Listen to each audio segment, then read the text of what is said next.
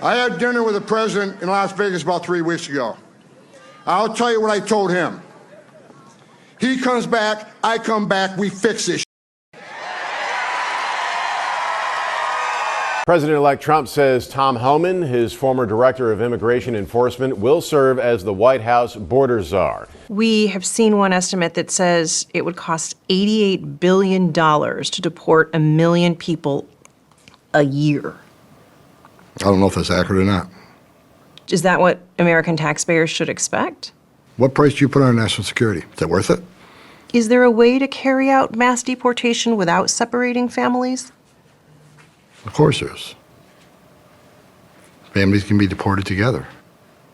Why should a child who is an American citizen have to pack up and move to a country that they don't know? Because their parent obviously entered the country illegally, had a child knowing he was in the country illegally, so he created that crisis. I got a message to the millions of illegal aliens that Joe Biden's releasing our country in violation of federal law.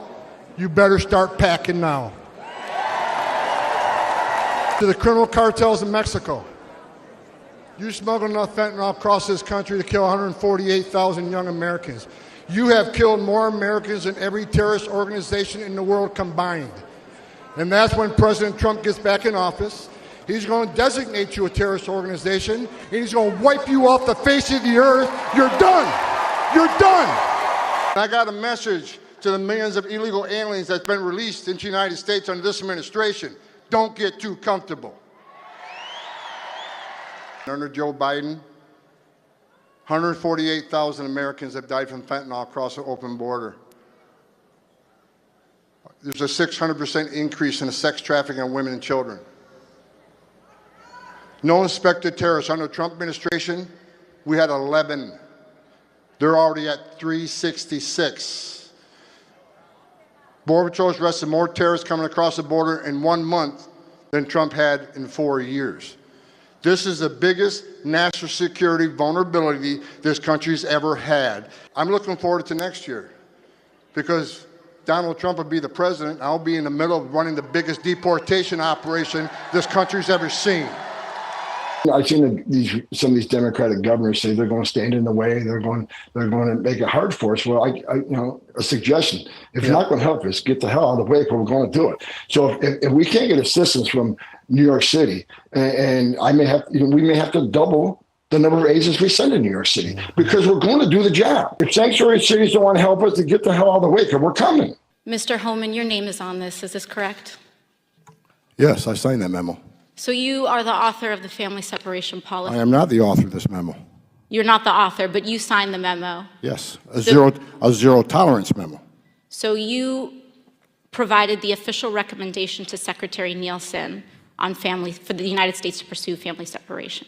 I gave Secretary Nielsen numerous recommendations on how to secure the border and save lives. But it says here that you gave her numerous options, but the recommendation was option 3, family separation. What I'm saying, this is not the only paper where we've given the Secretary numerous options to secure the border and save lives. And so the recommendation, of the many that you recommended family separation. I recommended zero tolerance. Which includes family separation. The same as is with every U.S. citizen parent gets arrested when they're with a child.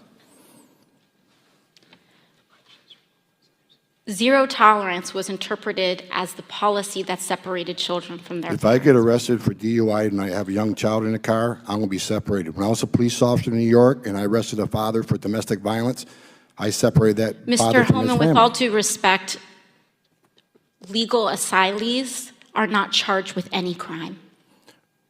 When you're into the country illegally, it's violation 8 United States Code 1325. Seeking asylum is legal. If you want to seek asylum, you go through the port of entry, do it the legal way. The Attorney General of the United States has made that clear. Okay. Under the Obama administration, FY12, we removed 409,000 people, half of what was removed last year. There was no hearings on that. So this is about transparency. Let's be factual about it. The time of the gentleman has expired. Since you did address some comments at me, I'll just say that I didn't like it under the Obama administration either. In fact, well, be honest with the American people. You can't point out faults in the Trump administration when it happened under the Obama administration. That's dishonesty. It's pathetic and it's sad. Mr. Homan, I control the time, and I am the chairwoman of the committee. Thank you for respecting that. I didn't like it under the Obama administration, and I'll remind you, Mr. Homan, that you also testified before Congress in support of the Obama's Priorities Enforcement Program before the Senate Judiciary Committee on May 19th, 2016, which had a very different approach. Well, can I respond to that? Can I respond to that? No. Of course you may not. I find it very offensive that anybody would compare any federal employee, frankly, to someone who, the Gestapo or running Nazi concentration camps. That is very offensive. I have 15 seconds and I yield it to you. Thank you for saying that. I wish somebody in Democratic leadership would say that out loud.